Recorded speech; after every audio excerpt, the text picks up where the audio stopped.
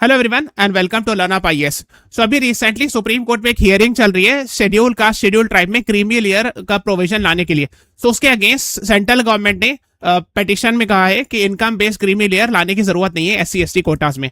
सो ये क्या है, इससे रिलेटेड सारी चीजें हम लोग डिस्कस करेंगे इस क्लास में। वीडियो को लास्ट तक देखिएगा और इससे रिलेटेड यानी रिजर्वेशन से रिलेटेड प्रीवियस ईयर क्वेश्चंस आ चुके हैं, आप देखोगे पीवाईक्यूज रिपीट भी होते हैं। अगर आपको नहीं यकीन हो रहा तो आप देख सकते हो किस तरह से प्रीवियस ईयर क्वेश्चंस रिपीट होते हैं। सिमिलरली 2023 में क्वेश्चन आया था और वो पूछा गया था एससी एसटी रिजर्वेशन से रिलेटेड, आर्टिकल 16 क्लास 4 और 335 से रिलेटेड। ये सब हम लोग इस क्लास में डिस्कस करेंगे और लास्ट में वीडियो के लास्ट में हम लोग एक्चुअली ये सब क्वेश्चंस का सॉल्यूशन भी डिस्कस करेंगे। सो वीडियो को लास्ट तक देखिएगा। This is about me, late us start. Channel को जरूर से जरूर सब्सक्राइब कर लीजिएगा, प्लेलिस्ट में जाकर के ये वाला प्लेलिस्ट देख लीजिएगा, आपको खुद पता चल जाएगा किस तरह से पीवाईक्यूज रिपीट होते हैं प्रीलिम्स में।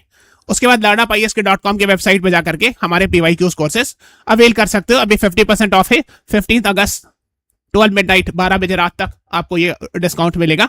तो आप ब्राउज कोर्सेज पे जाना लर्न अप आईएएस की, और ये इंग्लिश और इंग्लिश के प्रीवियस ईयर क्वेश्चंस अवेलेबल है। Okay, let us start. Centre opposes plea for income based creamy layer in SC ST quota. इसको जानने से पहले हम लोग हिस्ट्री ऑफ रिजर्वेशन जानेंगे, ठीक है। ओबीसी के रिजर्वेशन, उसमें ओबीसी के कॉन्सेप्ट, क्रीमी लेयर कौन से जजमेंट से आते हैं, ये सब जानेंगे, फिर हम लोग इस पर आएंगे। तो सबसे पहले हम लोग आगे चलते हैं हिस्ट्री पर। आपको पता होगा कि सुप्रीम कोर्ट ये क्या कहते हैं, शेड्यूल कास्ट और शेड्यूल ट्राइब को रिजर्वेशन एकदम बिगिनिंग से दिया जाने की बात कही गई। एकदम 1951 में जब फर्स्ट कॉन्स्टिट्यूशनल अमेंडमेंट हुआ था, है ना, 1951 में, इससे यूपीएससी में क्वेश्चन आया हुआ है ना। तो एक्चुअली हुआ ये था कि जो चंपक दोराई राजन केस था उसमें जो है कास्ट बेस्ड कोटा को स्ट्राइक डाउन कर दिया गया। तो उसके बाद फर्स्ट कॉन्स्टिट्यूशनल अमेंडमेंट 1951 में लाया गया था, इसमें आर्टिकल 15 क्लॉज 4 ऐड किया गया था, है ना। और इसमें ये कहा गया था कि ऑफ कोर्स रिजर्वेशन प्रोवाइड किया सकता है एक्चुअली, या जिसको आप कहते हैं कि अफर्मेटिव एक्शन दिया जा सकता है एससी एसटीज को इनिशियल ईयर्स में ही दिया जाना शुरू कर दिया गया था। तो आप जानते हो फर्स्ट कॉन्स्टिट्यूशनल अमेंडमेंट 1951, उस टाइम पे प्राइम मिनिस्टर थे, प्राइम मिनिस्टर का नाम ही पूछा था ना, जवाहरलाल नेहरू जी उस टाइम पर प्राइम मिनिस्टर थे, है ना। तो ये आपको पता होना चाहिए। ओके, तो आप देख सकते हो article 15 clause 4 special provisions for schedule caste schedule tribe social economically backward class. तो प्राइमरली एससी एसटीज के लिए इनिशियली बात कही गई थी, है ना। फिर और भी बहुत सारी चीज थी, जैसे इसमें फर्स्ट अमेंडमेंट में, फर्स्ट कॉन्स्टिट्यूशनल अमेंडमेंट में 9 शेड्यूल को लाया गया था। पहले ओरिजिनली 8 शेड्यूल होते थे, लेकिन 9 शेड्यूल इंसर्ट किया गया था। क्यों 9 शेड्यूल? बिकॉज 9 शेड्यूल में अगर किसी लॉस को डाल दिया जाएगा तो वो जुडिशियल स्क्रूटनी से बच जाता है, यानी जुडिशरी में कोर्ट में चैलेंज नहीं कर सकता, जुडिशियल रिव्यू के बियॉन्ड है। हालांकि बाद में एक और केस है बहुत फेमस, आईआर कोएल्हो केस, ये यूपीएससी के मेंस में क्वेश्चन आया भाई।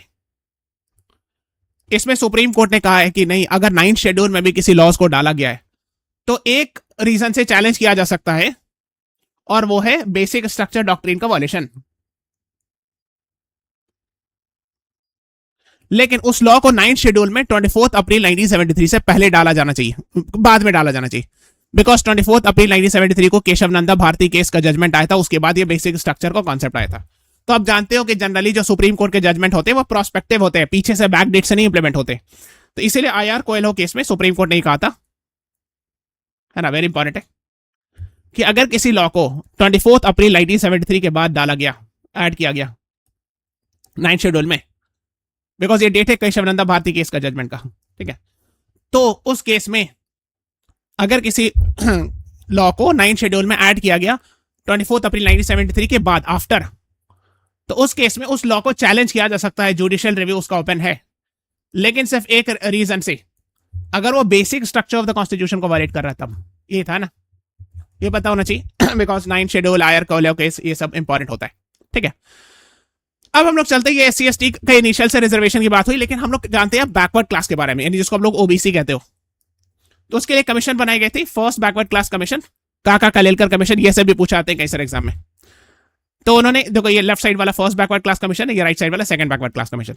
So first backward class commission बनाया गया, ठीक है, काका कलेलकर, उस टाइम में जवाहरलाल नेहरू जी प्राइम मिनिस्टर थे। सो उन्होंने रिकमेंडेशन रिपोर्ट दी 1955 में, और इसकी जो कुछ रिकमेंडेशंस थी उसको एक्सेप्ट इंप्लीमेंट नहीं किया गया। फर्स्ट बैकवर्ड क्लास कमीशन की बात करें, ओके। जो सेकंड बैकवर्ड क्लास कमीशन था, मंडल कमीशन, ये 1979 में बीपी मंडल जी इसके चेयरपर्सन थे, और मोरारजी देसाई के द्वारा बनाई गई थी ये कमेटी 1979 में। याद रखिएगा, ये सब ध्यान दीजिएगा, बहुत इंपॉर्टेंट है। क्यों? क्या? ताकि आप सोशली और एजुकेशनली बैकवर्ड क्लास जो एससी बीसी लिखा हुआ था उसको आइडेंटिफाई कीजिए, बिकॉज SC ST तो ऑलरेडी उन लोगों को रिजर्वेशन दिया जा रहा था, लेकिन इनको socially, economically, educationally backward class यानी प्राइमरली ओबीसी की बात हो रही। तो इसी ने सेकंड बैकवर्ड क्लास कमीशन ने ओबीसी ग्रुप को आइडेंटिफाई किया और कहा कि 27% रिजर्वेशन होना चाहिए ओबीसी के लिए। ओके, बिकॉज इससे पहले SC और ST को रिजर्वेशन मिल रहा था ना, 15%, 7.5% आपको बताओगे सब, है ना। ओके, तो अब होता क्या है, लेकिन ये 1990s में उन्होंने रिकमेंडेशन दिया, सेकंड बैकवर्ड क्लास कमीशन, जिसको आप लोग मंडल कमीशन कहते हो, है ना। स्टैब्लिश किया गया था 1979 में, 1980 में उन्होंने रिकमेंडेशन दिया, अगले 11 साल तक इसको इंप्लीमेंट नहीं किया गया, 10 साल तक ऑलमोस्ट। 1990 में VP सिंह सरकार ने इसको इंप्लीमेंट कर दिया, 27% ओबीसी रिजर्वेशन, यानी जो मंडल कमीशन ने रिकमेंडेशन दिया था उसको फिर कोर्ट में चैलेंज किया गया। बहुत फेमस है 9 जज बेंच, है ना, इंदिरा सानी केस, जिसमें 27% ओबीसी का क्रीमी लेयर कॉन्सेप्ट को चैलेंज किया गया। ओके, ये बहुत फेमस जजमेंट आप जानते हो, PIL फाइल किया गया था, है ना। तो सुप्रीम कोर्ट ने अपहोल्ड किया, सुप्रीम कोर्ट ने कहा कि yes, OBC reservation is constitutionally valid, ये सही है, लेकिन कुछ कंडीशन लगा दी, जैसे 50% सीलिंग है, नहीं आप किसी भी जगह 50% से ज्यादा रिजर्वेशन नहीं दे सकते, और जो कि अब जो EWS के बाद ये भी क्रॉस कर गया लिमिट, आप जानते होंगे। और फिर सुप्रीम कोर्ट ने कहा क्रीमी लेयर का कॉन्सेप्ट लाइए ओबीसी में, यानी जो रिच हैं, अच्छे घर के लोग हैं, उनको आप एक्सक्लूड कीजिए, है ना, क्रीमी को नॉन क्रीमी से। इसका डेफिनेशन गवर्नमेंट जो है हर कुछ दिन पे तय करती है ना, कि अगर जो रिच लोग हैं या जो अच्छे क्लास के लोग हैं और वो ओबीसी हैं, उनको एक्सक्लूड किया जाए रिजर्वेशन से, है ना। तो सिर्फ रिजर्वेशन प्रमोशन पे नहीं दिया जाएगा, ये सब सुप्रीम कोर्ट ने कहा, है ना। रिजर्वेशन रूल नहीं है, ये सब बात हुई, सो ये प्राइमरली। और एक और चीज सुप्रीम कोर्ट ने कहा था कि आर्टिकल 335 में जैसे लिखा है कि SC ST को आप जो है, जब आप रिजर्वेशन या कोई भी ऐसे अफर्मेटिव एक्शन देते हो, तो उसमें लिखा हुआ ना कि maintenance of efficiency of administration नहीं अफेक्ट होना चाहिए। मतलब क्या हुआ, मतलब कि आपने इतना ज्यादा रिजर्वेशन दे दिया किसी को कि क्वालिटी ही गिर गई एडमिनिस्ट्रेशन की, मान लिया आप IAS IPS को हायर कर रहे हो या इसके लिए इलेक्शन, तो यही चीज कहा गई। फिर यही चीज आर्टिकल 335 सुप्रीम कोर्ट ने कहा ओबीसी के लिए भी इंप्लीमेंटेबल है, इन्हें आप इतना ज्यादा रिजर्वेशन नहीं दे दो कि एफिशिएंसी ऑफ एडमिनिस्ट्रेशन ही गिर जाए, है ना। ये ध्यान रखना चाहिए, बिकॉज से भी क्वेश्चन आया था, है ना, 2023 प्रीलिम्स में, हम लोग डिस्कस करेंगे, वीडियो को लास्ट तक देखिएगा तब आपको रियलाइज हो जाएगा। अब इसके बाद हुआ क्या, तो ये बात होगी ओबीसी के लिए, लेकिन SC ST के लिए कोई क्रीमी लेयर का कॉन्सेप्ट नहीं है। आप जानते होंगे कि ओबीसी का क्रीमी लेयर का कॉन्सेप्ट गवर्नमेंट समय समय पर तय करती है। इसके बाद क्या हुआ कि ये वाला इंसिडेंट हुआ था, आप जानते होंगे, टीना डाबी रैंक 1 आया था, एंड वो शेड्यूल कास्ट कैटेगरी से थे, लेकिन वो यूपीएससी प्रीलिम्स से इसलिए क्वालिफाई कर पाए, इससे बहुत सारे कंट्रोवर्सीज निकला, बहुत सारी बातें हुई कि इसलिए कि वो शेड्यूल कास्ट कैटेगरी से थे और उनके पेरेंट्स जो थे वो वेल ऑफ, मतलब वो वेल ऑफ फैमिली से थे। तो इस पर काफी ज्यादा उस टाइम पे कंट्रोवर्सी हुआ था, 2015 की बात है। तो कहा गया था कि आप SC ST के लिए भी अगर कोई अच्छे घर के बाल बच्चे हैं तो उनको ये रिजर्वेशन नहीं देना चाहिए। सो उसके बाद ही कई सारे पिटीशंस वगैरह फाइल हुई थी। ओके, तो अभी तक क्रीमी लेयर कॉन्सेप्ट ओबीसी में, लेकिन SC ST में नहीं है। तो ओबीसी में जैसे आप जानते हो कि अगर किसी के पेरेंट्स की अर्निंग 8 लाख पर एनम से ज्यादा है ना, तो वो एक्सक्लूड हो जाते हैं। अगर किसी के सेंट्रल गवर्नमेंट की ग्रुप A लेवल जॉब से कोई IAS IPS है, उनके फादर मदर ओबीसी में, तो उनके बच्चे को रिजर्वेशन नहीं दिया जाएगा, है ना, प्रेसिडेंट है, वाइस प्रेसिडेंट है, एटसेट्रा ऑल। लेकिन ये कंडीशन आप देख सकते हो, ये सब कंडीशन है ना, group A level officers etcetera, तो उनके बाल बच्चे को रिजर्वेशन नहीं दिया जाएगा। ओके, लेकिन SC ST के लिए ऐसा कोई कंडीशन नहीं है। तो जब पेटिशन फाइल किया गया था वो यही फाइल किया गया कि SC STs के लिए भी क्रीमी लेयर का कॉन्सेप्ट लाया जाए और जो रिच लोग हैं SC STs में उनको एक्सक्लूड किया जाए। Okay, I hope it is clear. तो इसी की बात हो रही थी। तो जब ये मैटर हियर किया जा रहा है तो सुप्रीम कोर्ट ने सेंटर से ओपिनियन मांगा था, है ना। तो सेंटर ने कहा कि नहीं, आप creamy layer concept SC STs के लिए मत लाइए, बिकॉज सुप्रीम कोर्ट ने कहा, बिकॉज सेंट्रल गवर्नमेंट ने कहा कि पास जजमेंट्स इस सब की तरफ इशारा करते हैं एटसेट्रा एंड ऑल, है ना। तो ये सब बात कही गई, है ना, है ना। सुप्रीम कोर्ट ने इशू किया था नोटिस कि आप बताइए इस पर से रिलेटेड कि आप क्या SC ST में जो है वो क्रीमी लेयर कॉन्सेप्ट लाया जाना चाहिए कि नहीं, कि तो जो क्रीमी लेयर मेंबर है SC STs को एक्सक्लूड किया जाए। बिकॉज से होगा क्या कि अगर आप SC ST में क्रीमी लेयर को एक्सक्लूड करोगे तो इससे SC ST के जो पुअर पीपल है उनको बेनिफिट होगा ना, क्योंकि वो तो रिजर्व्ड है सीट्स। तो रिच लोग जो है या जो अच्छे वेल ऑफ घर के लोग हैं SC ST में, वो नहीं बेनिफिट उठाएंगे, बल्कि जो गरीब लोग हैं वो बेनिफिट उठा पाएंगे। ये सब आर्ग्यूमेंट है दिया गया, ठीक है। तो ये सब बात हुई, है ना। आप चाहो तो इसको डिटेल में पढ़ सकते हो, बट मैं आपको डिटेल चीज बता दी। तो ये सब बीच में प्रीवियस जजमेंट, 2024 में एक जजमेंट था, उसमें जस्टिस BR गवई साहब ने कहा था, है ना, कि government must find a way to identify creamy layer. तो 2 साल पहले भी ये बात आई थी, सिर्फ उन्होंने कहा था, लेकिन उन्होंने पास नहीं किया था कोई जजमेंट कि लेकिन उन्होंने कहा था कि गवर्नमेंट ने कुछ रास्ता निकालना चाहिए क्रीमी लेयर कॉन्सेप्ट लाए SC ST में।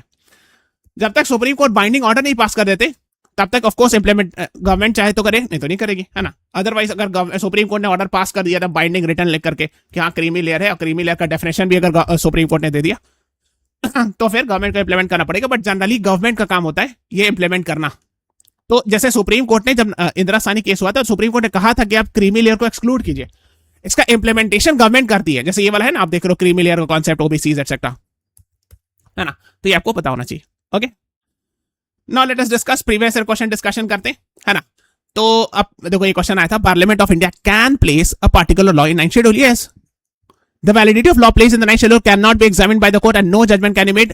ये पहले से ही था, लेकिन आईआर कोयलो केस के बाद इसको क्लैरिफाई किया गया सुप्रीम कोर्ट के द्वारा कि यस चैलेंज किया जा सकता है ना। 9th शेड्यूल कब आया था? 1951 में। तो आपसे प्रीवियस ईयर क्वेश्चन एक्सपेक्ट कर रहे हैं कि आपको पढ़ के जाओ, है ना। सो 1951, so answer is Jawaharlal Nehru, is the right answer, है ना।